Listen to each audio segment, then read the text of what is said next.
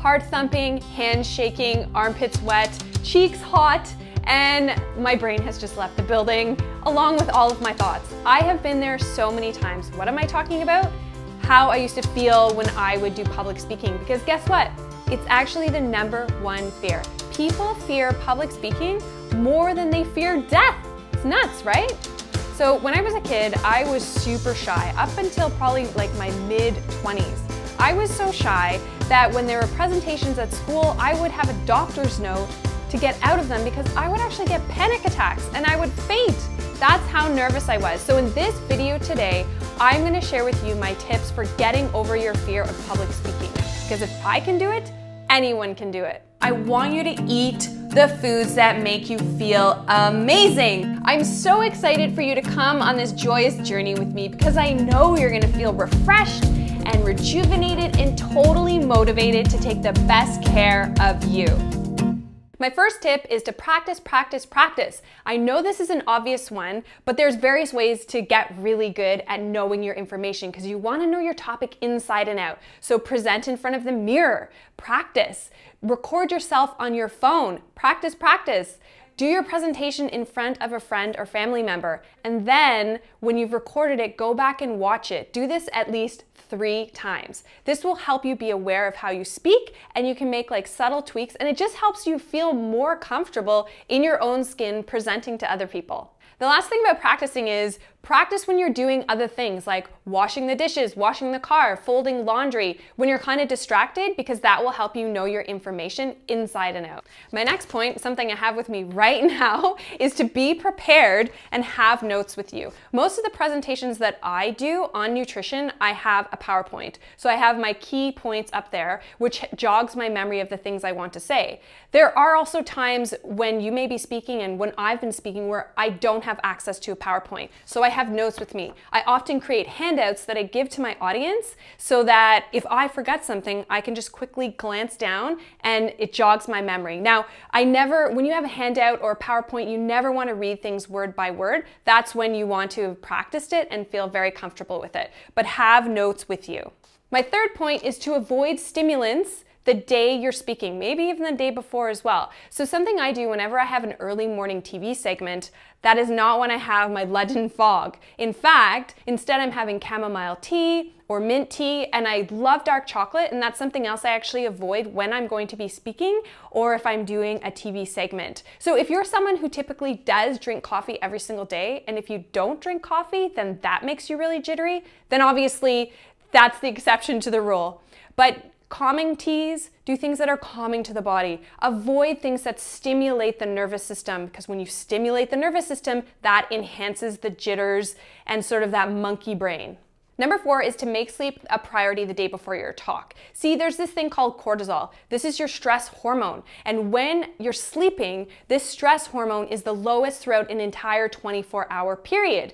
And when it's low, this means your nervous system is nice and calm. When you don't get enough sleep, this will increase cortisol and inflammation in the body, and you're going to be more jittery and nervous. Sleep is the best way to calm the nervous system. So do everything you can the night before you're speaking to get a good sleep.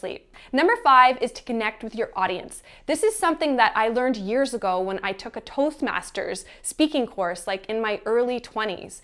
And I remember we had to make a point of going around the audience and looking at people. And if you're a new speaker, that is absolutely nerve-wracking. But something that I still do to this day, if I feel a little bit nervous, is I scan the audience and I look for someone who has a really pleasant face, who's smiling, who when I look into their eyes, I just feel a sense of ease. And sure, there's sometimes someone who's sitting there, doesn't look so happy with their arms crossed, and I completely avoid looking at that person. So make a connection. Not only does this help you be a better speaker, but when you look at people, this makes you be an engaging speaker and makes you feel more comfortable when you look into people's eyes who look pleasant. Remember that people want you to succeed. Someone's not coming to hear you speak to be a total bomb and not be engaging. So remember that people want the best for you. And even if you are nervous and you feel like your signs of nervousness are showing, know that it's okay. And actually, most people don't even notice. And when I have noticed that someone is nervous when I'm watching someone else speak, so just know for the most part that people are rooting for you to do great. Number 6. breathe. Take 10 deep diaphragmatic breaths before you go up to the podium or stand in front of your audience to speak. One of the first times I ever spoke, a really good friend of mine who's a professional speaker invited me to come and speak to about 50 people on wellness. I was just about to say no, and he was like, Joy, you're saying yes, you are doing this.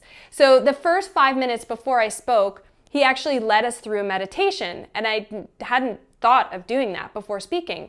My point is, when I sat down to do the meditation, I was a bag of nerves. I was shaking from head to toe and sweating. My cheeks felt hot just thinking about, oh my gosh, what is about to happen?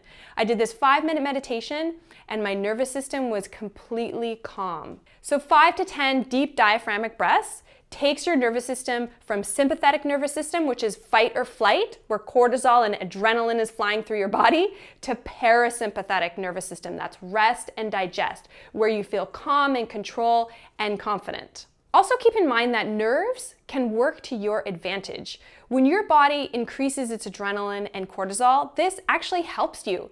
It helps you focus, it helps you be more alert. Yes, your heart rate goes up, your blood pressure goes up, your pupils actually dilate, but this makes you a better speaker because you have like razor sharp focus about what you're talking about.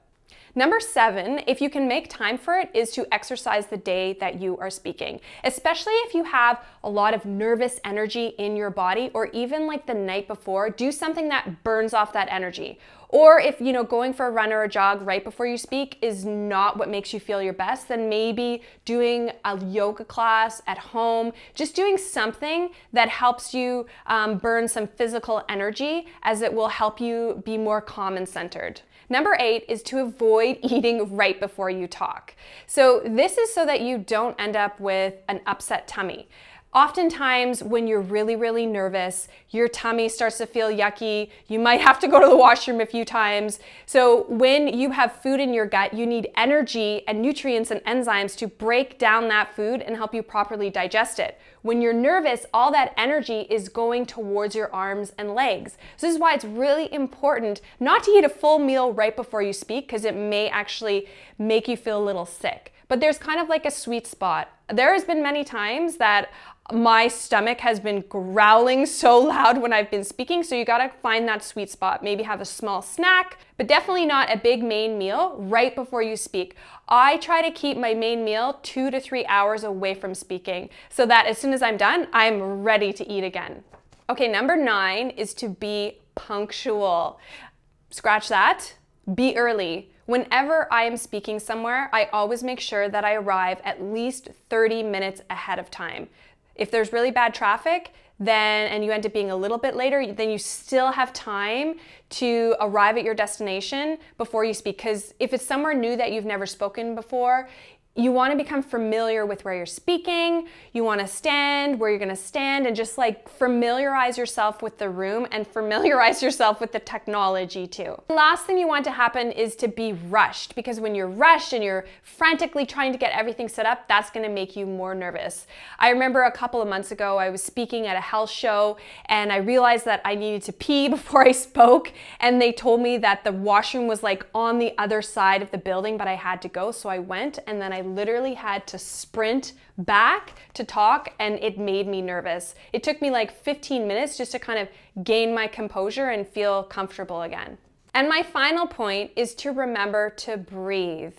Now, I talked already about breathing deeply before you talk, but when you're speaking, when we're nervous, we tend to talk faster. So you want to make sure that you take a pause. It does feel awkward in your own body to speak slower. Can you notice that I'm speaking slower right now? Sometimes it feels awkward, but it's not awkward to anyone else. And it's actually totally okay to tell people you're a little bit nervous, but don't kind of focus on that. If ever I sort of flub up a word or a sentence, and that totally happens, I just kind of pick right back up again. I don't put any energy or attention to that. I just kind of keep going. But you really have to remember to breathe, because when you're not breathing, this is when your information goes out the window and you forget things, because you need to breathe in order to oxygenate your brain. So talk slowly and take deep breaths. So wrapping everything all up, I just want to say that, even though in my early 20s I took courses to become a better public speaker, it actually didn't help me a lot right away because I just wasn't speaking enough. So it wasn't until like almost another decade later that I was speaking often that I became better. So practice really does make perfect. And if you are someone who, you might only be speaking once a month, or maybe you're speaking at a wedding next month, again, just practice, practice, practice in front of your friends, your family, in front of the mirror, record yourself, and the more you do it, the better you will become. So I hope you found this useful. Give me a thumbs up. Hit the little bell so you can subscribe to the notifications on my videos. Ask me your questions below, comment, and I hope you have a joyous day, and I wish you so much success in your future public speaking. Bye!